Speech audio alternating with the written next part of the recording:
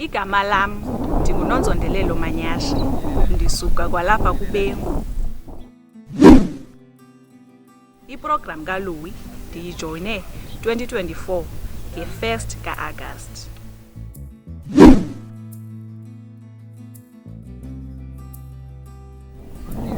Uphambi kwaba ndijoyine le program ubomi bam ndingathanda ukuthi bendistruglisha kwizinto ezininzi ngoba bendingaphangeli, ndihleli endlini kungekho nto endiyenzayo.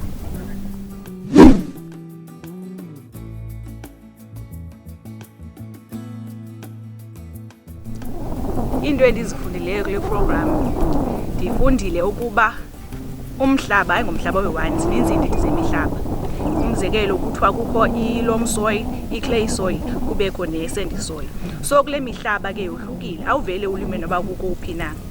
Umzekelo awunokwazi ukulima kwi-sandy soil ngenxa yoba kuzawukwenzeka i-soil erosion. Then awungezukwazi nokulima kwi-clay soil. I-clay soil yona inazo ii-nutrients zininzi, kodwa ke njengoba inazo nje yona iyawabamba amanzi. Ofisha umhlaba olinywa kwafuneka ngowabamba amanzi, funeka angene kodwa ibe khona ixesha loba aphume. Ndafumaniseka uba okay, umhlaba o-right for ulima yi-loam soil. I-loam soil yona yi-mixture yele mihlaba mibini, i-clay soil plus ne-sandy soil. So ke akho lula ukuba angakhukuliseka, kulula futhi uba amanzi makangene aphinde aphume.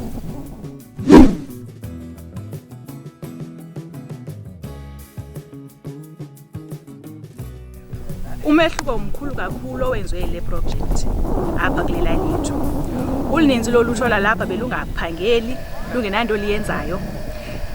Uthe kofika kwaye uLouis Agri satsho sakwazi uthini usebenza, sazikhupha busy ezintweni ezininzi, sazama ukuphuma khona.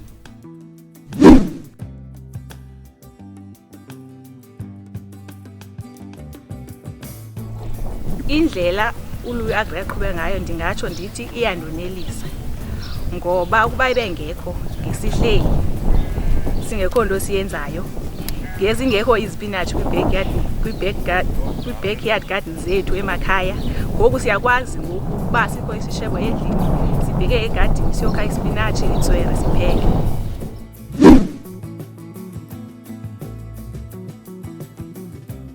Azikabikho izinto endinocebisa ngazo abanakwenza ngazo izinto uLouis Agri.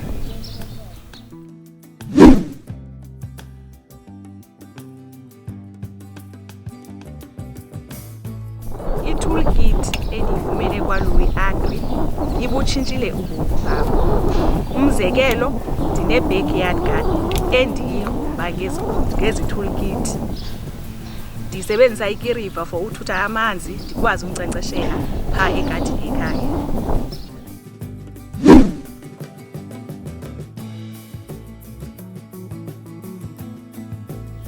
Iinjongo zam, ndithi ke umnqweno wam xa ndiphuma kule project nomnqweno ukuba nam ndingakwazi uzilimela, ndizithengisele, ndibe nemali yam endiyenze ngesandla sam.